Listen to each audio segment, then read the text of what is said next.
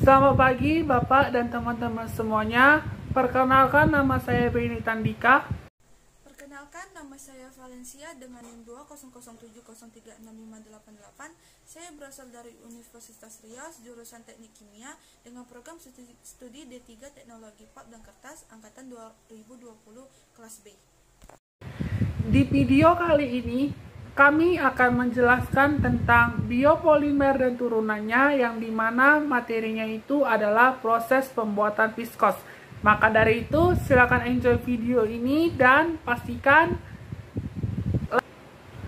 Oke, di sini saya akan menjelaskan tentang serat tekstil, yang dimana latar belakang bahan baku utama dari kain tekstil ini berasal dari serat tekstil.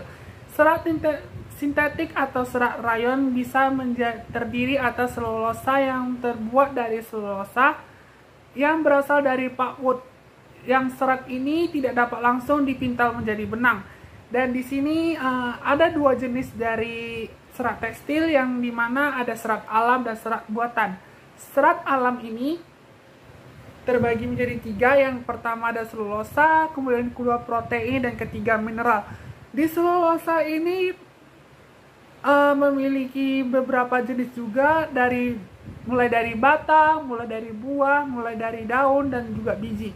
Dari keempat ini memiliki fungsi yang sama dari selulosa ini, yang mana batang itu ada jenisnya itu yaitu dari eceng gondok, kemudian dari buah yaitu adanya sabut hingga menjadi kelapa, kemudian dari daun ada dari nenas, daun nanas, yang dimana dari biji itu adalah dari kapas juga. Nah, dari protein ini ada namanya dari rambut, kemudian dari wool. Yang ketiga ini dari mineral yang terdiri atas asbes. Nah, kemudian dari serat buatan ini memiliki dua jenis. Yang pertama dari organik dan inorganik. Organik ini terdiri atas dari polimer alam dan polimer buatan.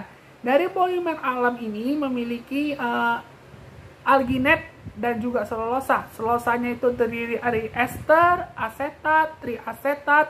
Kemudian selulosanya itu akan diregenerasi atau menjadi rayon. Kemudian dari protein itu ada namanya caseina, kemudian dari karet, dan juga sebagainya. Dan juga dari polimer buatan ada namanya polimer kondensasi, yang dimana ada poliamida dari nilon, kemudian dari polyester, kemudian ada dari poliuretan, ada juga spandek. Dan polimer kondensasi polimer itu pada saat ini diproduksi oleh rayon yang telah menjadi bagian yang penting dalam pembuatan pakaian, karena telah dapat menggantikan serat alam oleh halogen dan juga sebagainya. Hal ini terjadi karena rayon memiliki keunggulan sifat dibandingkan dengan serat alam, yang diantaranya adalah lebih nyaman, lebih mudah, lebih bereaksi dengan pewarna dan raw material yang sudah tersedia. Serat tekstil dari bahan selulosa ini akan dibedakan lagi antara serat rayon dan serat asetat. Serat rayon dan serat asetat itu dibuat dari senyawa selulosa yang berasal dari pulp kayu atau serat kapas pendek. Selulosa rayon dan selulosa regenerasi secara fisik dan dirubah bentuknya menjadi serat melalui proses pemintalan serat. Akan tetapi pada serat asetat itu terjadi reaksi kimia di dalam senyawa selulosanya, yaitu antara senyawa selulosa bereaksi dengan asam asetat yang akan membentuk senyawa selulosa. Tapi karena bahannya itu asalnya dari selulosa, maka kedua jenis serat tersebut akan digolongkan ke dalam serat selulosa yang buatan. Nah, slide selanjutnya saya akan menjelaskan tentang bahan-bahan dari viskos ini yang saya tampilkan dari beberapa video. Maka dari itu silakan saksikan video berikut ini. Enjoy! Aja. Lalu di-cutting, dan gak nyangka kan dari daun yang seperti ini bisa tumbuh menjadi pohon besar setinggi 30 meter.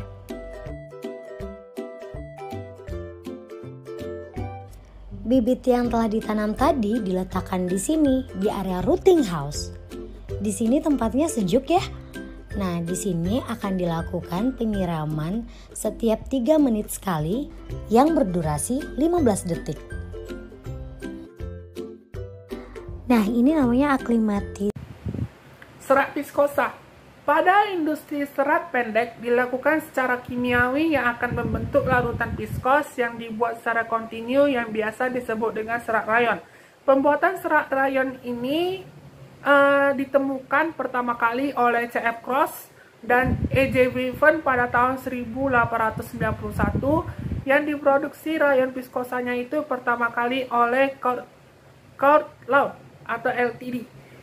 Rayon atau kain rayon itu adalah kain yang dibuat dari serat hasil regenerasi selulosa. Serat yang dijadikan benang rayon itu berasal dari polimer organik sehingga disebut dengan serat semi-sintetis karena tidak bisa digolongkan sebagai serat sintetik atau serat alami yang sesungguhnya. Proses pembuatan serat rayon viskosa. Berikut adalah proses dalam pembuatan serat rayon viskosa. Pertama, alkalisasi, yaitu pembuatan alkali selulosa. Proses pembentukan alkali selulosa dengan mereaksikan selulosa yang berbentuk pulp dengan NaOH 18%. Tujuannya adalah mendapatkan hasil berupa seluruh alkali selulosa, penggembungan selulosa, menghilangkan kotoran, dan melarutkan hemiselulosa dengan NaOH. Prosesnya dilakukan pada pulper, pulp dimasukkan ditambahkan NaOH dan MnSO4 atau katalis. Hasilnya berupa slurry lalu dipompa ke slurry tank sehingga menghasilkan alkali selulosa. Lanjut ke slurry press untuk menghilangkan kelebihan NaOH dan perjalanan terakhir alkalisasi adalah dimasukkan ke header di mana gumpalan alkali selulosa akan dicabik-cabik membentuk skam 33-34% selulosa, 15-16% alkali dan air. Yang kedua, proses pemeraman. Hasil proses alkalisasi harus diperam untuk menurunkan derajat polimerisasinya dari selulosa, sehingga lebih mudah dilarutkan dalam proses selanjutnya. Proses ini dilakukan dalam alat egging drum dengan waktu pemeraman 5-6 jam dan kecepatan putar rotornya itu 0,3-0,6 rpm. Setelah itu alkali selulosa dikirim ke hopper untuk dihilangkan logam-logam alkali dengan melewati blower bertekanan udara. Yang ketiga itu proses santasi. Alkali selulosa belum dapat dilarutkan, untuk itu perlu dirubah ke bentuk lain agar dapat dilarutkan untuk dipintal. Prosesnya alkali selulosa dirubah ke bentuk selulosa santa dengan direaksikan dengan karbon disulfida dalam alat yang dinamakan santator. Prosesnya alkali selulosa akan dimasukkan ke dalamnya, tetapi sebelum ditambahkan karbon disulfida harus diperam dulu supaya tidak dihasilkan CS2 yang akan menimbulkan ledakan akibat reaksi antara udara dengan karbon disulfida. Pemeraman selama 7 menit. Setelah itu baru dialirkan karbon disulfida dengan pengadukan 43 rpm selama 30-40 menit sampai akhirnya dihasilkan selulosa santa. Yang keempat yaitu proses pelarutan dan pencampuran. Pelarutan dilakukan dengan mereaksikan alkali selulosa santa dengan NaOH 20 gram per liter pada alat dissolver dan fine homogenizer yang berlangsung 1,25 sampai 1,75 jam pada kisaran suhu 15 sampai 2000 derajat Celcius sehingga dihasilkan larutan yang kental yang disebut larutan viskosa. Proses ini dilakukan pada suhu rendah untuk menghindari terjadinya dekomposisi santa dan produk samping. Untuk itu santator dilengkapi alat pendingin. Selanjutnya dialirkan ke blender untuk menghasilkan larutan yang lebih halus dan rata. Yang kelima itu proses pematangan.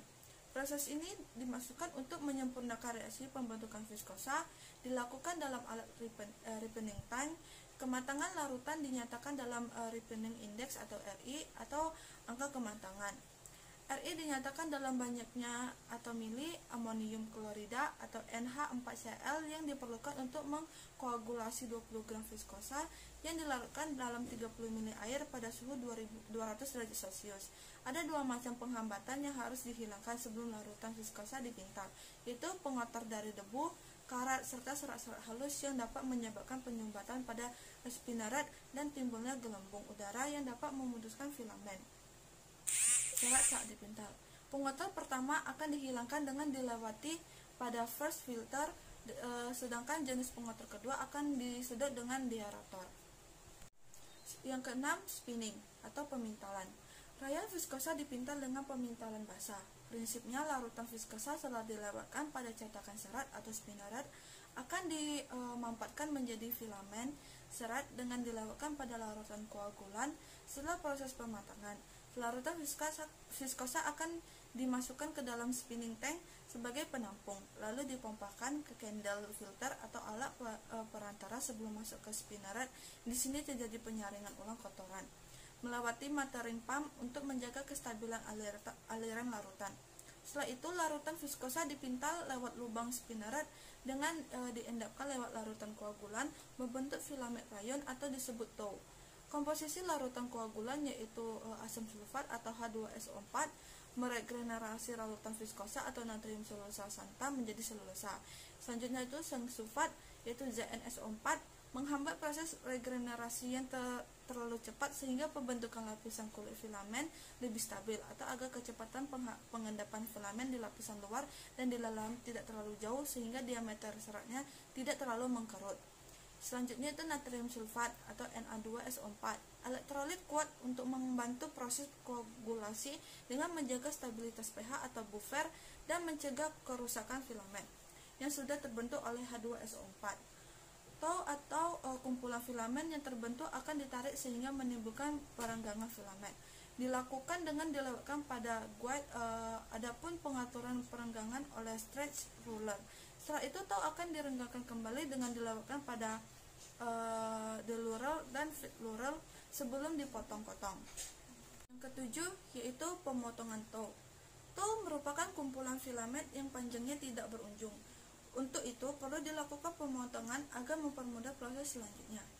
Proses pemotongan dilakukan dengan memasukkan tow pada mesin pemotong dengan posisi vertikal dengan bantuan semprotan air bersuhu 1200 derajat Celcius bertekanan 1,2 bar sehingga dihasilkan serat staple atau potongan filamen dengan kisaran panjang 32, 38, 44, 51, dan 60 mm.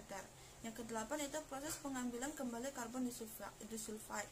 Serat rayon yang telah dipotong atau stempel dilewatkan pada pipa-pipa kecil yang berlubang dengan injek uap dengan tujuan mengambil CS2 dengan air. Proses ini akan mengambil 30-40% CS2. Selanjutnya itu proses yang ke-9, after treatment atau proses pengerjaan lanjutan. Proses ini untuk menghilangkan sisa-sisa larutan koagulan dan sulfida yang masih menempel pada serat rayon viskosa. Serat rayon yang berbentuk hamparan dilewatkan pada mesin after treatment secara kontinu dengan kecepatan konveyor 3-5 meter per menit.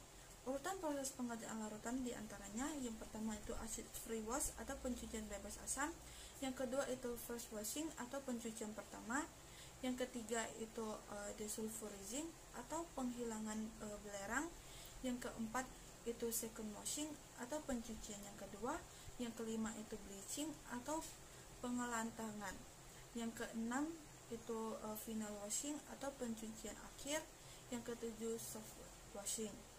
Selanjutnya proses yang ke-10 itu proses pengeringan dan pengepakan.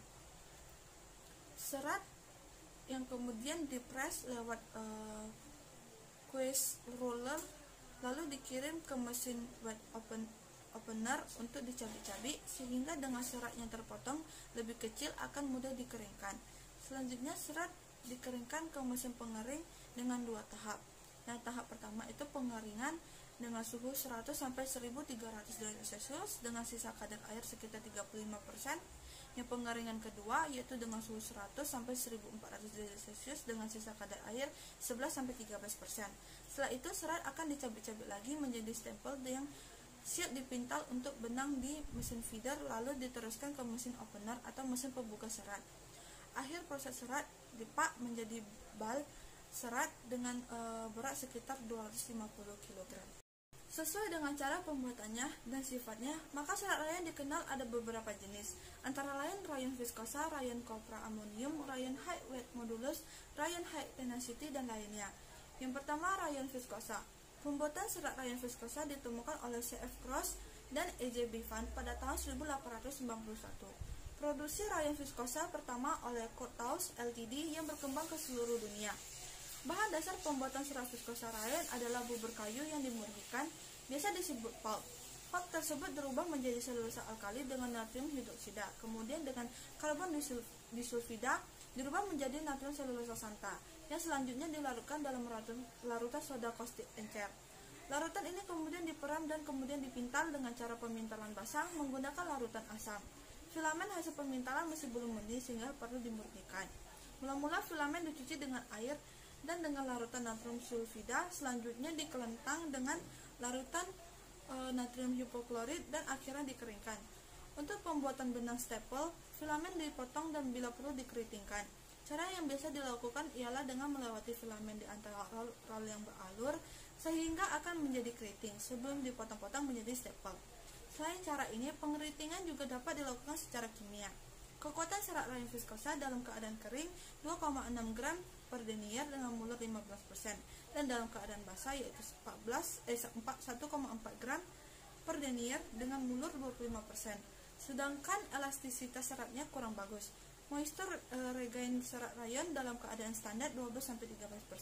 Dalam keadaan kering, rayon viskosa merupakan isolator listrik yang baik, tetapi uap air yang diserap akan mengurangi daya isolasinya.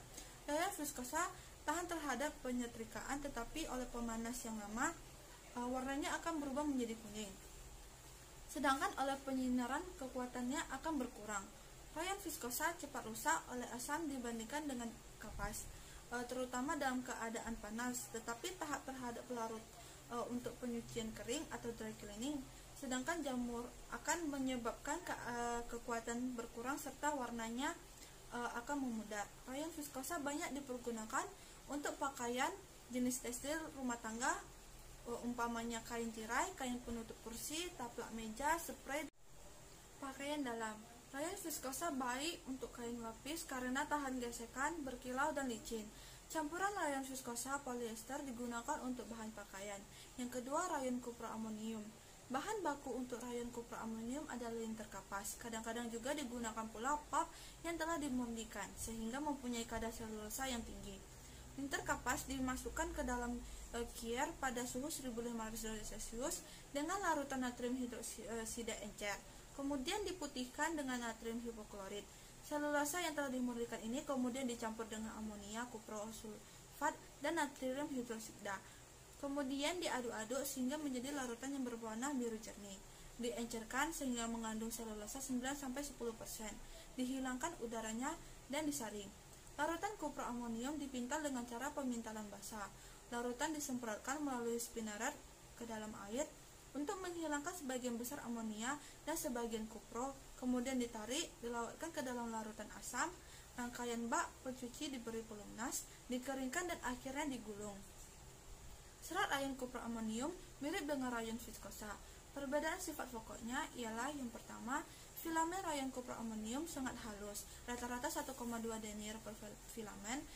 Untuk keperluan khusus dapat dibuat sampai 0,4 denier per filamen. Yang kedua itu kekuatannya. Dalam keadaan kering 2,3 gram per denier dengan mulur 15%, sedangkan dalam keadaan basah kekuatannya 1,2 gram per denier dengan mulurnya 25%.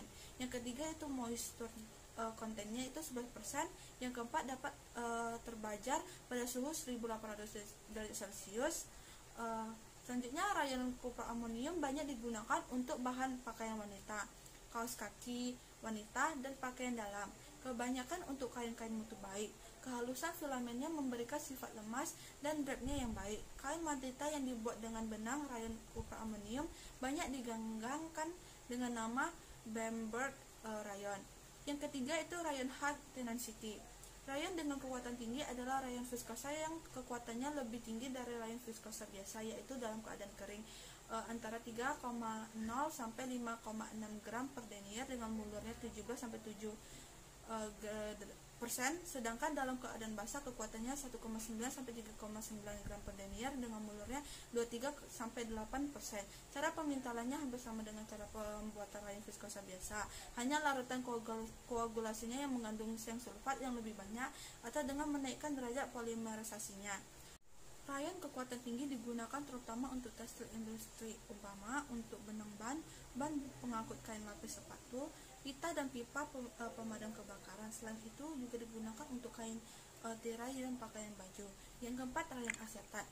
Serat asetat adalah serat yang terbentuk oleh senyawa selulosa asetat. Apabila lebih dari 92% gugus hidroksil dari selulosa diganti dengan asetat, maka serat tersebut disebut triasetat. Serat triasetat telah dicoba pembuatannya sejak tahun 1914, tetapi karena sukar dicari pelarut yang sesuai dengan warna yang cocok, maka baru dapat diperdagangkan pada tahun 1953 oleh Klein-Sesco dengan nama Arnell. Serat asetat merupakan ester selulosa yang struktur fisika dan kimianya sangat berbeda dengan selulosa alam maupun selulosa regenerasi.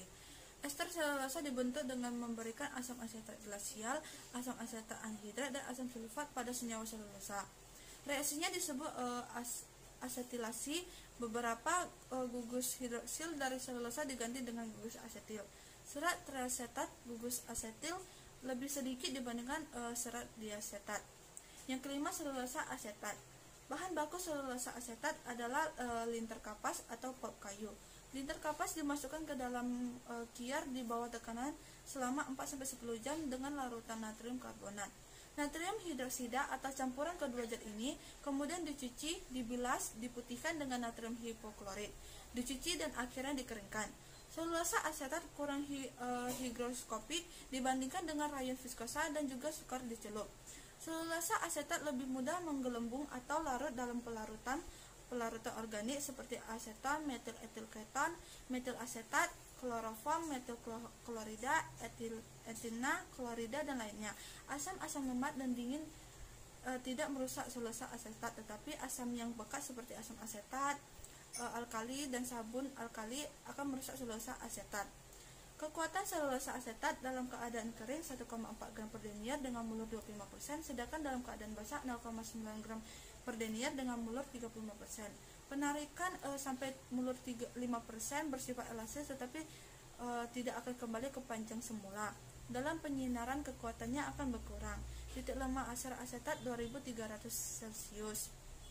Selain itu, serat asetat dapat terbakar selama seperti rayon viskosa dan kapas. Kilau serat asetat biasanya akan berkurang setelah direndam dalam air mendidih, tetapi akan kembali lagi setelah disetrika. Selulosa asetat pegangannya lembut dan kainnya mempunyai grab yang baik. Selain itu merupakan isolator listrik yang baik dan dapat menimbulkan muatan listrik statik. Tahan terhadap serangga dan jamur, dan moisture rate-nya 6,5% karena pegangan lembut dan hangat. Selulosa asetat banyak digunakan untuk pakaian wanita. Selain itu juga digunakan untuk tekstil rumah tangga, lapisan pengeras kain misalnya leher kemeja, untuk isolasi listrik, dan untuk filter rokok. Selulosa asetat didagangkan antara lain dengan nama alon atau tohalon.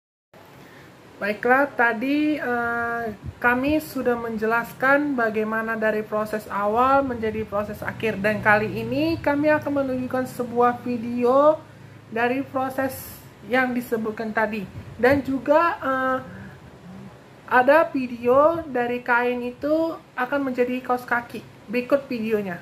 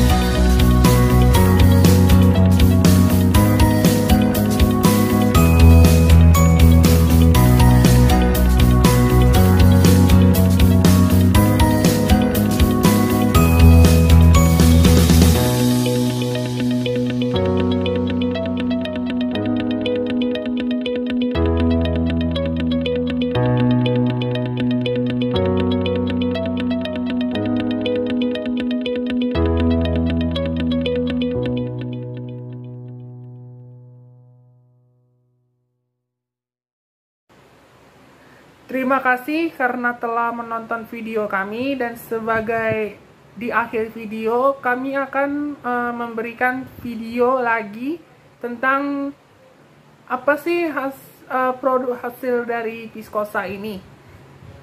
Baju aku, bener gak sih bahan dasarnya dari viskos? Ternyata bener, ada 35% dari viskosa.